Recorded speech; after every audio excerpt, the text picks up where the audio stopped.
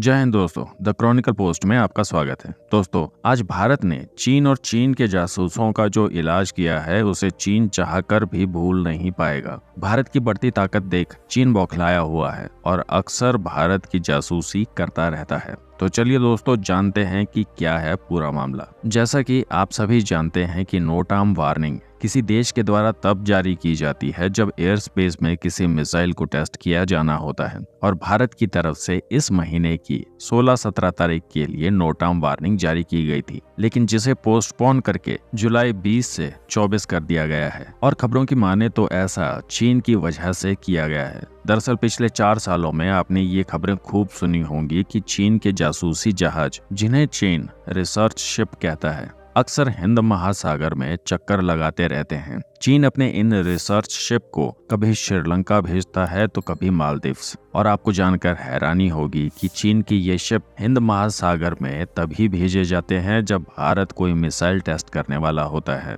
और ऐसा करने के पीछे चीन का मकसद होता है कि भारत के द्वारा टेस्ट की जाने वाली मिसाइल का जो भी डाटा है उसे इन जासूसी शिप्स के जरिए कलेक्ट करना, ताकि चीन भारत के द्वारा टेस्ट की जाने वाली मिसाइल के बारे में ज्यादा से ज्यादा जानकारी जुटा सके। इस डाटा से चीन ये भी एनालाइज कर सकता है कि युद्ध के समय में भारत की ये मिसाइल्स चीन को किस तरह से नुकसान पहुंचा सकती हैं, जिससे भारत को भारी नुकसान हो सकता है। क्योंकि जब दुश्मन को हमारी मिसाइल्स की ताकत का पता होगा तो उससे हमारी मिसाइलों का सरप्राइज एलिमेंट खत्म हो जाएगा, और साथ ही चीन उस मिसाइल का डाटा इस्तेमाल करके हमारी मिसाइलों के खिलाफ डिफेंस सिस्टम भी तैयार कर सकता है। और जो करोड़ों डॉलर खर्च करके हमने मिसाइल टेक्नोलॉजी तैयार की है वो पूरी तरह से बेकार हो जाएगी। और चीन की इन्हीं हरकतों से भारत काफी लंबे समय से परेशान था, लेकिन अब इस बार भारत ने चीन का इलाज कर दिया है। दरअसल भारत ने पिछले 1 साल में ऐसी बहुत सी अनाउंसमेंट्स की हैं जिसमें बताया गया था कि हम बंगाल की खाड़ी में मिसाइल टेस्ट करने वाले हैं। और जब भी भारत ऐसी अनाउंसमेंट करता था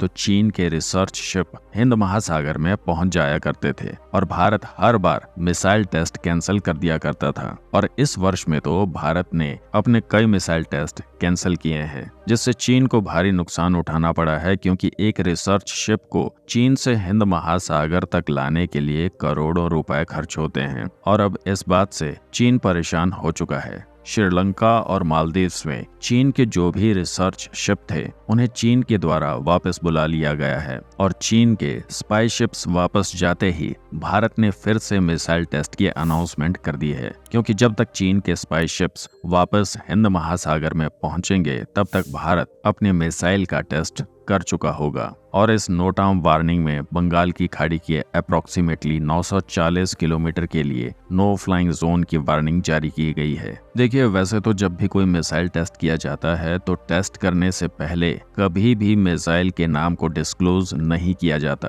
पर इस नो टाइम वार्निंग में दिए गए एरिया से हम अंदाजा लगा सकते हैं कि ये एक लॉन्ग रेंज की सुपरसोनिक या फिर सबसोनिक मिसाइल हो सकती है। और मोस्ट प्रोबेबली ये ब्रह्मोस ER मतलब कि ब्रह्मोस की एक्सटेंडेड रेंज वाली मिसाइल हो सकती है। क्योंकि दोस्तों, इससे पहले भारत के पास जो भी ब्रह्मोस मिसाइल हैं उनकी रेंज 250 से 300 किलोमीटर के बीच है, लेकिन अब ब्रह्मोस का ER वेरिएंट आ चुका है जिसकी रेंज करीब 900 से 1000 किलोमीटर के आसपास है। और अगर टेस्ट होने वाली मिसाइल ब्रह्मोस ER है तो इसे भारतीय नौसेना के युद्धपोत से टेस्ट किया जाएगा, और ये मिसाइल चीन के लिए काल साबित होने वाली है। क्योंकि ब्रह्मोस के एक्सटेंडेड रेंज से अब हम चीन के अंदरूनी इलाकों पर भी आसानी से हमला कर पाने में सक्षम हो जाएंगे। और इसी वजह से चीन इस मिसाइल की जासूसी करना चाहता था, लेकिन भारत की रणनीति और कूटनीति के आगे चीन की चालाकी नहीं चल पाई।